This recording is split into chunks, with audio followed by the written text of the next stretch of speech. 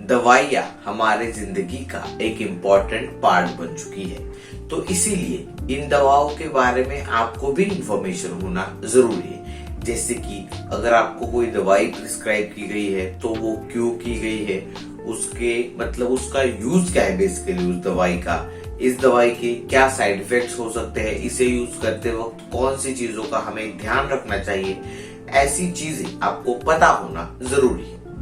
तो इसी तरह से आज के इस वीडियो में हम एक दवाई के बारे में बात करने वाले हैं जिसका नाम है एमोक्सिसिलिन। तो इसी के बारे में जानेंगे आज के इस वीडियो में। So hey welcome viewers, this is Rishikesh Kurade and you are watching pharma boy YouTube channel. Without wasting your time, let's start the video. तो अब जानते हैं कि आखिर ये जो एमोक्सिसिलिन मेडिकेशन है वो कब और क्यों यूज की जाती है। तो ये मेडिसिन एक टाइप की एंटीबायोटिक है। इसका मतलब ये है कि किसी भी बैक्टीरियल इन्फेक्शन के लिए इस मेडिकेशन को यूज किया जाता है। तो यहाँ पर आपको एक चीज ध्यान में रखनी है कि किसी भी तरह का अगर वो बैक्टीरियल इन्फेक्शन है तो वहीं पर ये एंटीबायोटिक्स दी जाती है। अब जैसे कि मान लो आपको हुआ है कोई भी कोल्ड, फीवर या फिर आपको कफ हुआ है, तो मोस्टली ये चीजें सारी वायरल इन्फेक्शन होती है, मतलब ये किसी वायरस की वजह से होती है।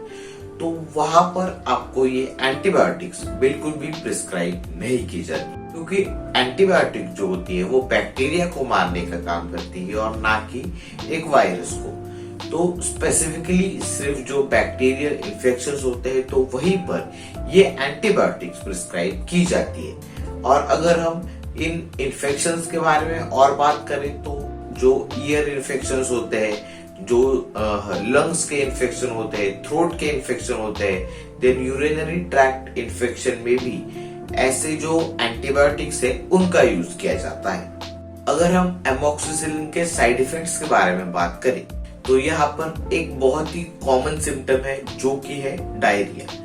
तो डायरिया होने के पीछे रीजन ये है कि ये जो दवाई है वो एक टाइप की एंटीबायोटिक है, मतलब ये बैक्टीरिया को मारने का काम करती है। तो हमारे पेट के अंदर भी काफी सारे अच्छे बैक्टीरिया होते हैं जो हमारे डाइजेशन में हेल्प करते हैं। तो जब हम ये एंटीबायोटिक लेते हैं तो वो हमारे पेट के अंदर भी जो बैक्टीरिया है उन्हें भी ये दवाई मार देती है। तो उसी की वजह से डायरिया होता है। तो इस एंटीबायोटिक का ये एक मोस्ट कॉमन सिम्टम है जो कि है डायरिया, देन वोमिटिंग मतलब उल्टी आना, देन नोजिया मतलब आपको उल्टी आने जैसा महसूस होना। तो ये भी एक बहुत ही कॉमन सिम्टम्स है इस एंटीबायोटिक के। अब बात करते हैं इसकी प्रिकॉशंस के बारे में, मतलब ये जो एमोक्सिसिलिन एंटीबायोटिक है तो उसे लेते वक्त आपको कौन सी चीजों का ध्यान रखना जरूरी है। तो पॉइंट नंबर 1 इज एलर्जी। तो कुछ लोगों को कुछ दवाइयों की एलर्जी होती है, तो जब वो ऐसी दवाइयां लेते हैं तो उनके बॉडी के ऊपर उन्हें रैशेस, रेडनेस दिखाई देती है, सूजन दिखाई देती है। तो अगर आपको भी ये एमोक्सिसिलिन दवाई लेने के बाद अगर आपको भी उसके कुछ मतलब आपकी बॉडी के ऊपर खुजली आने लगती है, आपको रेडनेस दिखाई देती है, वहां पर आपको सूजन दिखाई देती है, तो वो चीज आपको आपके डॉक्टर को बताना जरूरी है ताकि आपके डॉक्टर आपकी इस दवाई को चेंज करके कोई दूसरी दवाई आपको दे सके। देन पॉइंट नंबर 2 के बारे में बात करते हैं जो कि है इस दवाई का डिस्पोजल। तो एंटीबायोटिक्स दवाइयां अगर आपको ये दवाइयां दी गई है और आपने इसका यूज नहीं किया तो आपको इसे बिल्कुल भी खुले में नहीं फेंकना चाहिए, क्योंकि इसके वजह से अगर आप इसे खुले में फेंकेंगे तो वहां पर जो बैक्टीरिया होते हैं वो इस एंटीबायोटिक से इम्यून हो जाते हैं, मतलब ये दवाई उस बैक्टीरिया के ऊपर काम नहीं करती। और अगर इन फ्यूचर अगर उस पर्टिकुलर बैक्टीरिया का आपको इन्फेक्शन हो गया तो वो इन्फेक्शन इस दवाई की वजह से ठीक नहीं होगा। तो इसीलिए इस एंटीबायोटिक का प्रॉपर डिस्पोजल करना भी जरूरी है। देन पॉइंट नंबर 3 के बारे में बात करते हैं जो कि है कोर्स कंप्लीशन। तो एंटीबायोटिक्स के मामले में आपको एक चीज ध्यान में रखनी है कि अगर आपको कोई बैक्टीरियल इन्फेक्शन हुआ है और उसके लिए आपको एक सर्टेन एंटीबायोटिक्स का कोर्स दिया गया है तो आपको वो पूरा कोर्स कंप्लीट करना चाहिए, आपको वो कोर्स बीच में नहीं छोड़ना चाहिए।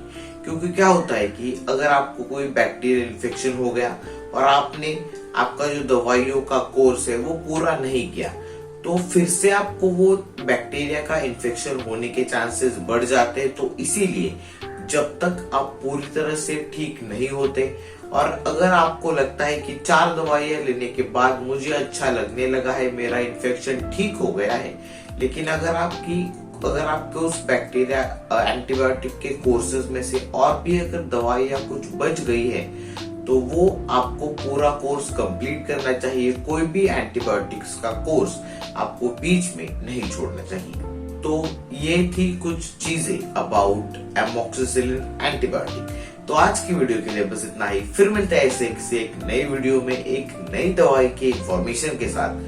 तो आज की वीडियो के लिए बस इतना ही। फिर मिलते हैं ऐसे किसी एक नई वीडियो में। Till then keep watching pharma boy and finally thanks for watching.